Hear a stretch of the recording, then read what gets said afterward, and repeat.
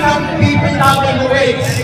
Ayon sa kanya, ang kanyang panunala ay nagkakahalaga lamang ng 100 milyong piso kumitin kumulang.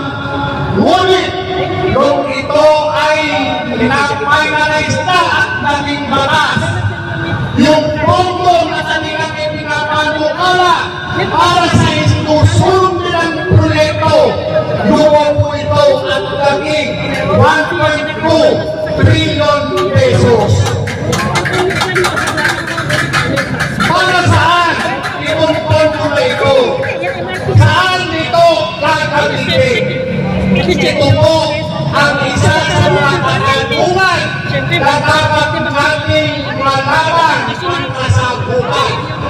2022 nang nagsimula sila na pagulutin ang pagsasampa ng impeachment complaint laban kay Vice President Sara Duterte. Pero noong mga panahon na yun, wala silang sapat na pondo upang tustusan ang kanilang plano upang ma-impeach si Vice President Sara Duterte. Kaya, ang ginawa nila noong nagkaroon ng pag-aaral, pagpamalangkas doon sa 2025 budget, dito nila ipinasok yung pondo na gamitin para isapagtuparan ang pag-impeach kay Inday Sara. Nangyari po ba? Yung pondo, magkaroon po ba? Magkaroon po. Ito po yung lumobong budget partikular doon sa PPWH. Yung pera na sobra doon sa panukalang proyekto ng PPWH, ito po ang pinamahagi doon sa mga membro ng Kongreso na lumakpa at pumayag upang ma-impeach.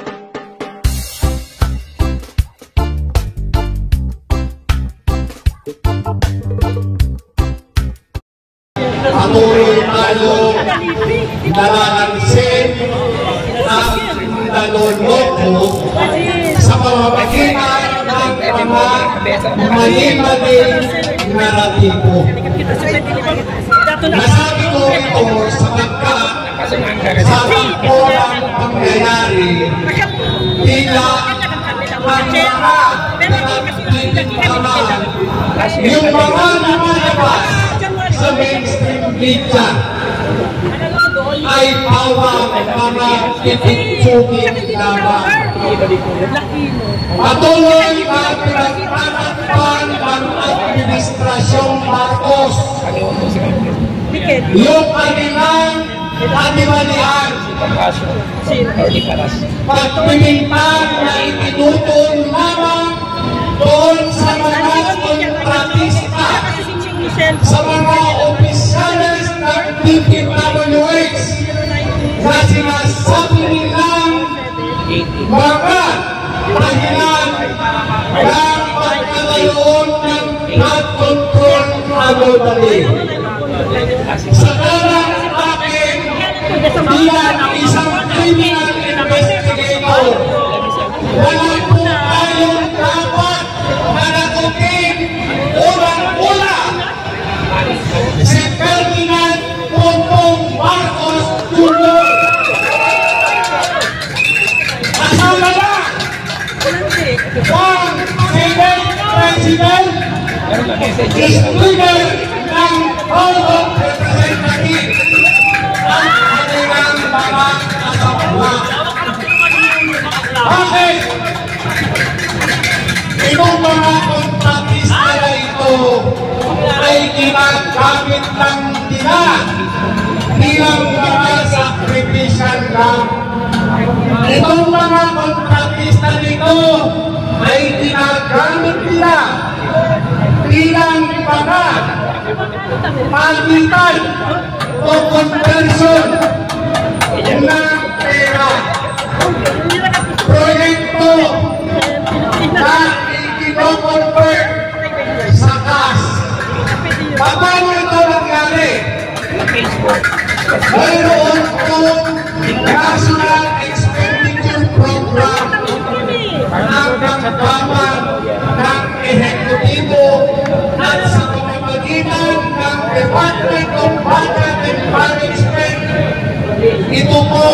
yung isinusumite sa Kongreso. Kung mapapansin natin yung mga deklarasyon ng Secretary ng DPWH, ayon sa kanya, ang kanyang panunala ay nagkakahalaga lamang ng 100 milyong piso kumulang.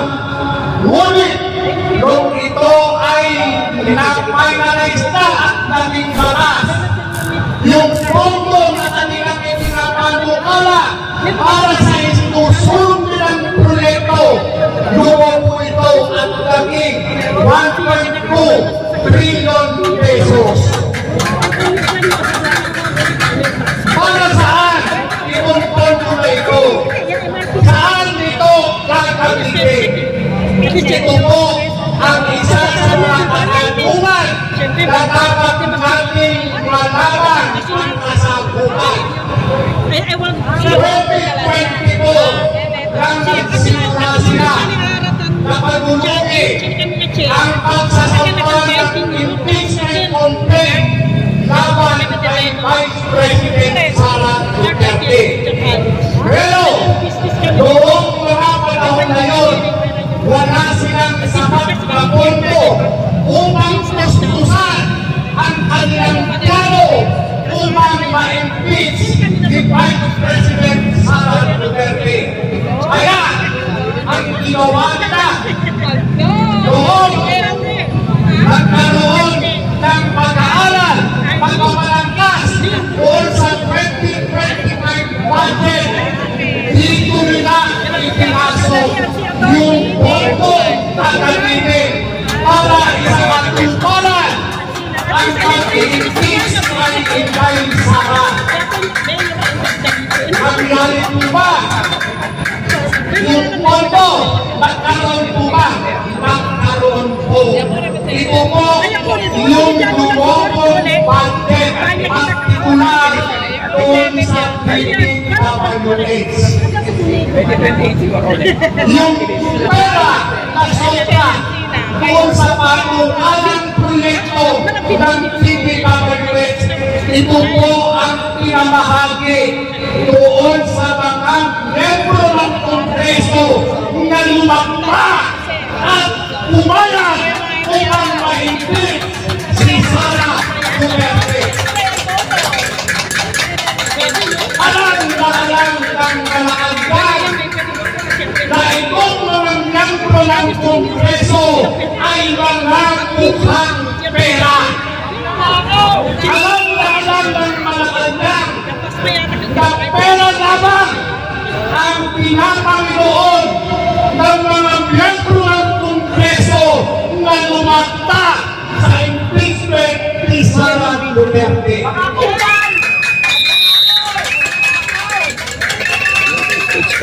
Ayon sa kalaagdan, hindi tayo kayang estapahin ng mga taga-Kongreso.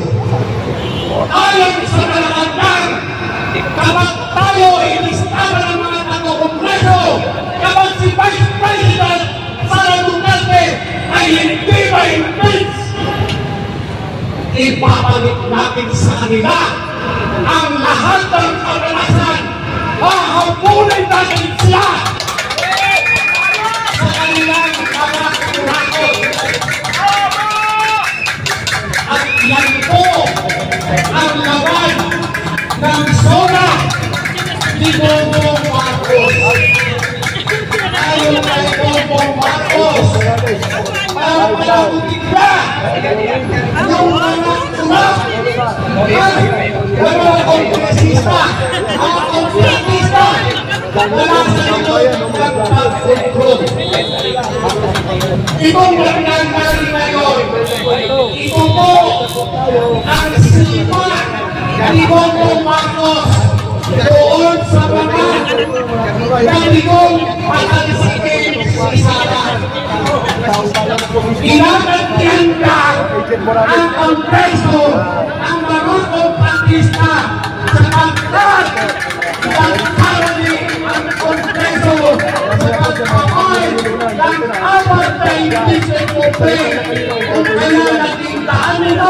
pagkakasura at pagtitiglaran ang konstitusyon yung articles of impeachment na isang pa sa Senado.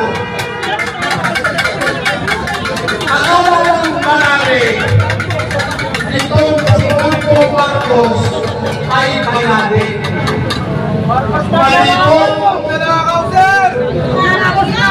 Naniniwala ba kayo na itong si Bongo Marcos ay bayani? Si Marcos, siya po ang pangunahing mastermind.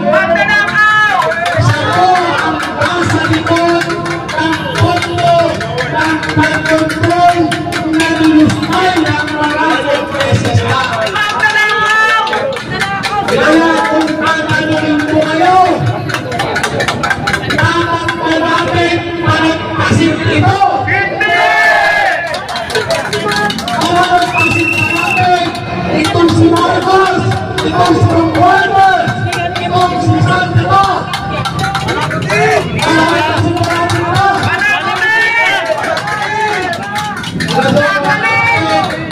Nasasagtalayin tayo pagkakataon. Hanggang mayroon pa tayong oras. Hanggang mayroon pa tayong oras. Sama-sama natin usasan si Marcos. Usasan si Marcos. Habang nagpasalamat na natin ang mga political powers, commentators, nandiyan, at mga nagundong ang boses ng mga mamamayan. Hindi ba kaya mga Pilipino na nanahimik tayo sa gitna ng pagkakataw at ang dalambong? Ang sagot ng taong bayan, ang tao, ang bayan, kayo ay lumalaban! Ang tao, ang bayan, kayo ay lumalaban! Ang tao,